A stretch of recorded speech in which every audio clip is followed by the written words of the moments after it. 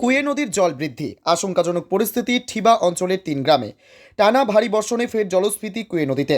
নতুন করে জল ছাড়াই লাভপুরের ঠিবা অঞ্চলের হরিপুর, জয়চন্দ্রপুর ও চতুর্ভুজপুর গ্রামে তৈরি হয়েছে বন্যা পরিস্থিতি। 3টি গ্রামের বহু মানুষ এখন কার্যত ঘরবন্দি। রাস্তা ডুবে থাকায় চলাচল বন্ধ। সবচেয়ে সমস্যায় পড়েছেন গর্ভবতী মহিলা ও অসুস্থ মানুষজন। স্কুলে যাওয়া বন্ধ 3 দিন ধরে। গ্রামবাসীরা নৌকার ব্যবস্থা দাবি করেছেন। ইতিমধ্যেই লাভপুরের বিডিও শিশুতোষ প্রামাণিক এলাকা পরিদর্শন করেছেন। ত্রাণ শিবির খোলা হয়েছে ও পাঠানো হয়েছে প্রয়োজনীয় ওষুধ।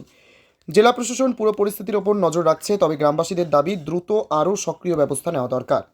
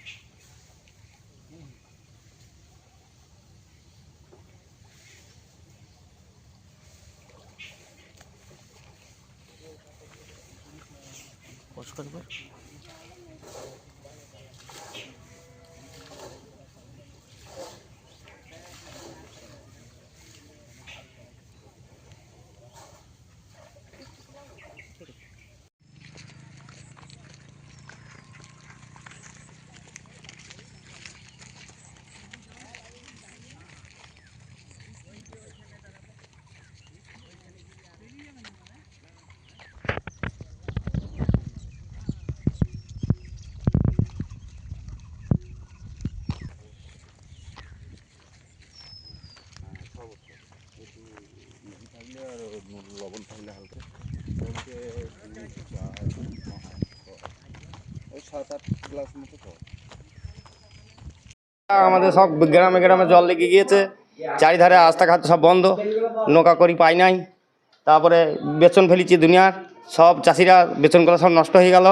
তার জন্য আবেদন করছি, তাহলে কোনো ব্যবস্থা করুন।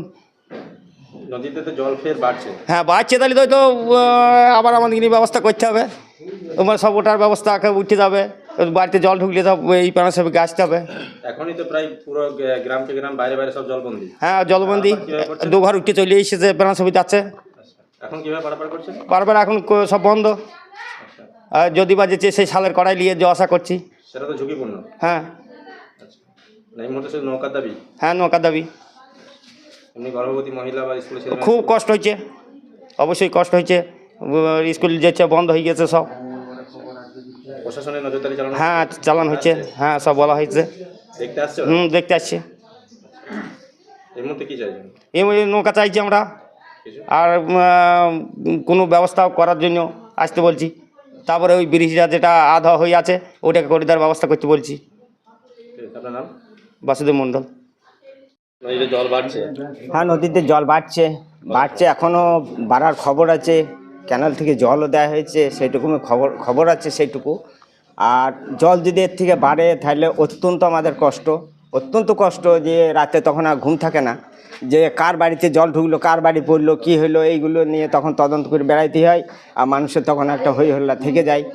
আর সব থেকে যে চারদিকে দেখতে পাচ্ছেন যে জলবন্দী হয়ে গেছি, রাস্তাগুলো সমস্ত যোগাযোগ বিচ্ছিন্ন হয়ে গেছে।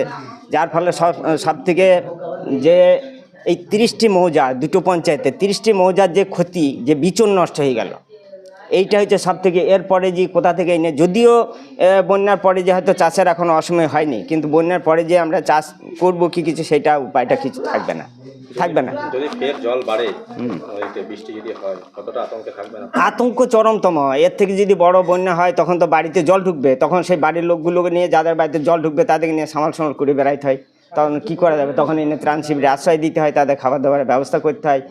আর তাদের যে গরু বাছুর থাকে সেগুলো নিয়েও খুব একটা অসুবিধা। আর এখানে ওই যে চারিদিকে বন্যা হলে গ্রামের সাপের উপদ্রবটা বেশি হয়। আর এই যে চারিদিকে যে জলবন্দী আমরা হয়ে গেছি, বিডিও সাহেব অনেকটা চেষ্টা করেছেন যে নৌকোর জন্য, কিন্তু ব্যর্থ হয়ে গেছি। নৌকো যোগাযোগ এখন পর্যন্ত করতে পারিনি। মানুষের জন্য, সাধারণ মানুষের জন্য নৌকার ব্যবস্থা এখন পর্যন্ত আমরা ঠিকঠাক করতে পারিনি। এর জন্য আমরা এখানে ব্যর্থ হয়ে আছি যে নৌকো কতক্ষণে পাবো বা বাইরের সাথে আমাদের যোগাযোগটা হবে, সেটাই আমরা আশা করে বসে আছি। এখন যদি বেশি জল বাড়ে, কাল থেকে তো খবর আছে যে প্রচুর জল ছেড়েছে, প্রচুর তিলপাড়া থেকে প্রচুর জল ছেড়েছে। যদি সেই বেশি জল হয়ে যায় তখন তো আমাদের আরও বিপজ্জনক হবে, সেটা নিয়ে আতঙ্কেই আছি। গর্ভবতী মহিলা গতকাল একটা ছিল, কালকেই সেই সালের কড়াই, ওই গুড় করা কড়াই দিয়ে কালকে লাঙ্গলহাটায় তুলতে হয়েছে। আজ সকালে সিএন হাসপাতালে তার প্রসব হয়েছে। তা সেটাও সেই কালকেই ওই গুড় করা কড়াই একটা পশু থেকে নিয়ে যাওয়াটা কতটা একটা বিপজ্জনক। যে কোনো সময় হয়তো যদি ঝড় বাতাস ওঠে তখন পাল্টে খেয়ে যেতে পারে। ও কড়াইয়ের মধ্যে যদি বাচ্চা হয়ে যায় তাহলে তখন কেমন একটা সমস্যা দেবে। যদি একটা নৌকো থাকে তাহলে হয়তো অতটা অসুবিধাটা হয় না।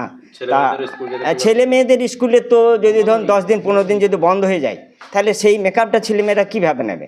আর আমাদের তো গ্রামে উচ্চ বিদ্যালয় নেই, ওই জামনাথ রূপবাটিতে, সবটাই তো ওখানে জামনাথ রূপবাটি, ওদিকে লাঙ্গলহাটায় ওই বাঘারা হাই স্কুল, যেটা হরিপুরটার বাঘারা হাই স্কুলে পড়ে। তো এরা যদি 10 দিন 15 দিন যদি পিছিয়ে যায়, না পাবে টিউশনি পড়তে, না পাবে স্কুলে যেতে, এরা সাংঘাতিকভাবে একটা পিছিয়ে পড়বে। আমরা নৌকোর আশায় বসে আছি, যতক্ষণ নৌকো পেলে। হ্যাঁ, প্রশাসন বিডিও সাহেব উনি যোগাযোগ রেখেছেন আমাদের মেম্বার সাহেবের সাথে। বিডিও সাহেব যোগাযোগ রেখেছেন, নৌকার ব্যবস্থা করেছেন এবং খোঁজ খবরও নিয়েছেন যে জল বাড়বে, সেটা উনি খবরও দিয়েছেন। আমাদের অঞ্চল নেতৃত্ব যথেষ্ট যোগাযোগ রেখেছেন বা পরিদর্শনের অঞ্চল নেতৃত্ব এসেছেন, ব্লক নেতৃত্ব খবর নিচ্ছেন, কোথায় কী করা যাবে সেটা খবর নিচ্ছেন। ঠিক আছে, আমার নাম কল্যাণ ঘোষ।